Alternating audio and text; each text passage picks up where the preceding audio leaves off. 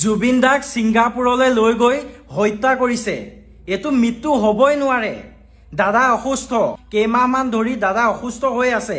তাৰ পিছতো অসুস্থ ব্যক্তি এজনক ছিংগাপুৰলৈ কিয় লৈ যাব লাগে? নৰ্থ ইষ্ট ফেষ্টিভেলৰ নামত দাদাক পৰিকল্পিতভাৱে মৃত্যু কৰাইছে। যিজন মানুহ অসুস্থ হৈ আছে, গাত বৰ্তমান শক্তি নাই, দাদাৰ অৱস্থা দেখিছে, সেই ব্যক্তিজনক স্কুবা ডাইভিং কৰিবলৈ কোনে দিলে? বাধা দিব পাৰিলে হয় যে দাদা আপোনাৰ গাটো বেয়া, আপুনি কৰিব নালাগে। কিয় নৰখালে? তেখেতৰ লগত চিকিউৰিটি, তেখেতৰ লগতো মানুহ গৈছে।